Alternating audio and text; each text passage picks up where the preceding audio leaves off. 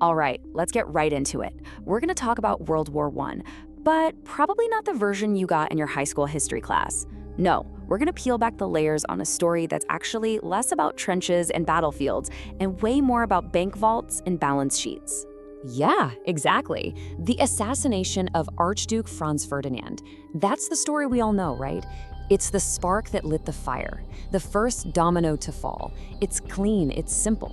But that's just it. It might be too simple. What if that's just the surface story, the thing that happened right before the ship went down? And that's where we get to the heart of it. What if the Great War wasn't really a political catastrophe, but an economic solution? What if it was a kind of desperate escape hatch from a financial meltdown that was already happening? A crisis so big it was about to bankrupt the most powerful empires on the planet before a single soldier even marched. So here's the official timeline. You've got the assassination on June 28th, then the ultimatum, the declaration of war, and boom, by early August, the whole continent is on fire. It looks like a neat, clean chain reaction, right? Alliances get triggered, armies mobilize. It all seems very political. But like we said, that's just what's happening on the surface. Now, let's look at what was going on underneath.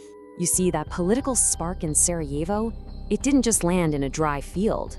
No, it landed on a continent that was already completely drenched in financial gasoline. It was just waiting for a match. Okay, so this is the core of the problem. This thing called the imperial debt spiral, and it's exactly what it sounds like. Think of it like a high-stakes global game of Monopoly. The great powers, Britain, Germany, France, they were all borrowing massive sums of money to fund their empires, building bigger navies, conquering new colonies, all under the assumption that these colonies would pay for themselves. The problem was, they didn't. Not really. So to pay the interest on the old loans, they had to take out new loans to conquer more territory. It was a spiral, and it was spinning out of control. And just to give you a sense of the scale here, look at Britain. By 1914, their national debt was £650 million. Now that number sounds big today, but back then, it was absolutely astronomical. And the crazy part is, Britain was supposed to be the most financially stable empire on Earth. Every other major power was in the same boat or worse. They were all caught in a game of compound interest that, mathematically, they just could not win. And this really sets up the main event, the two heavyweights. On one side, you have Britain. Think of them as the old money, the established financial power. Their whole system was built over centuries. They were masters at funding their empire through a deep, stable bond market. Then you've got Germany. They're the new money, a rising industrial giant, desperate to catch up, borrowing explosively to build a massive navy and grab their own place in the sun. So you see, the famous rivalry between them, it wasn't just about battleships, it was a high-stakes financial war. Now, what made this whole debt bomb even more dangerous was something called the gold standard. You can think of it as a financial straitjacket. Basically, a country's money was directly tied to a fixed amount of gold in its vaults. You couldn't just print more money whenever you wanted, which, sounds stable. And it was. But when you're facing a massive system-wide debt crisis, that stability becomes a cage. There's no easy way out. You can't just inflate your way out of trouble. It meant that when the crash came, it was going to be a hard crash. And that brings us to the summer of 1914. And let's be super clear about the timeline here. This is all happening before the major declarations of war. The whole system was starting to break down. Global credit markets, frozen solid. The London Stock Exchange, the literal heart of the world's financial system, had to shut down for 5 months. All those risky colonial loans to places like South America and the Ottoman Empire, they were about to default. The entire house of cards, built on decades of easy credit, was teetering on the edge of collapse. Okay, so if the financial system is on the brink of death, how on earth does that lead to a world war? Well, this is where we get to the most controversial part of this whole story. What if the war wasn't the cause of a financial crisis? What if the war was the solution? What if it was a bailout? The biggest bailout in history, cleverly disguised as a global war. So how would that even work? Well, some people call it the Great Balance Sheet Laundering. And it's a pretty simple, if cynical, 4-step process. First, you have the problem. The banks are drowning in billions of dollars of toxic debt, all those bad colonial loans. They're about to go under. Second, the opportunity, a war. A war creates a national emergency, and governments suddenly need to borrow unimaginable sums of money. Third, the swap. This is the genius part. The banks get to trade their bad, worthless private debt for brand new, super safe government war bonds. And finally, the result. All that risk is magically wiped from the bank's books and transferred directly to the taxpayers. You, me, our grandparents, we'd all be on the hook for it. And this was the magic wand that made it all possible. The war emergency gave every government the perfect cover story to do what was unthinkable just months before: ditch the gold standard. And just like that, the financial straitjacket was off. Suddenly, they could fire up the printing presses, guarantee all those failing bank loans, and inject a fire hose of cash into a system that was quite literally moments away from cardiac arrest. But, and this is a really important but, we have to look at the other side. If this was all some secret master plan by the bankers, why were the markets so completely blindsided? I mean, look at these numbers. In the last week of July, right before the shooting started, government bond prices absolutely crashed. You have letters from big financial houses like the Rothschilds literally begging for peace, insisting war was impossible. This paints a different picture, right? Maybe it wasn't a pre-planned conspiracy.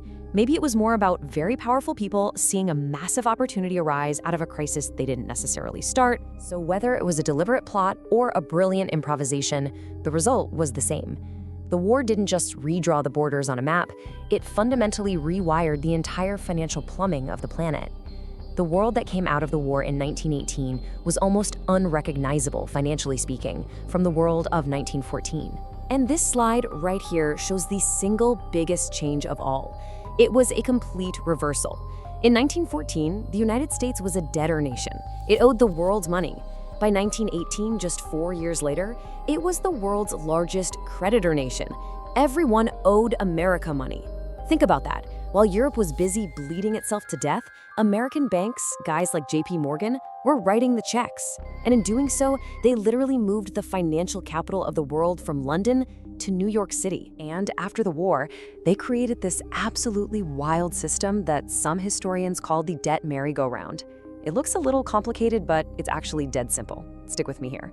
Step 1, US banks lend money to Germany. Step 2, Germany uses that American money to pay war reparations to Britain and France. Step 3, and what do Britain and France do with that money?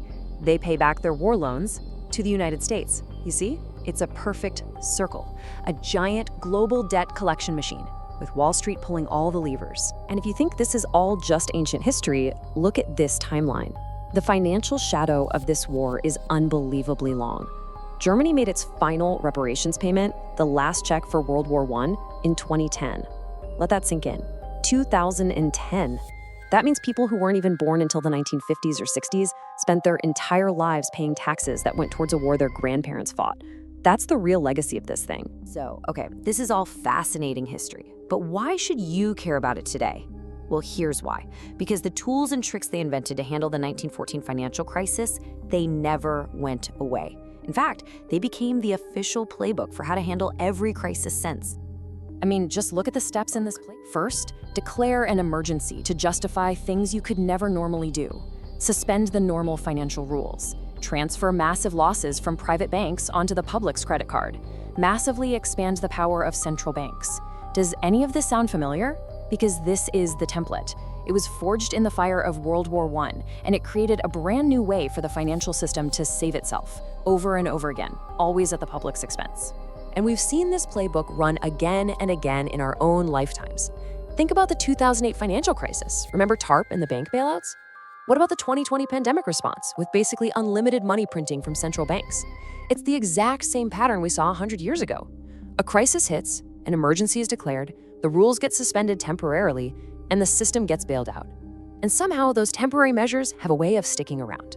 When you look back at World War I through this financial lens, the whole story just flips on its head. It suggests that while millions of men fought and died in the mud of the trenches, the real war was won, and the real victory was claimed in the quiet boardrooms of London and New York. Which leaves us with a pretty heavy question for today, doesn't it? If that playbook worked for them back then, and it's still being used today, who's winning now?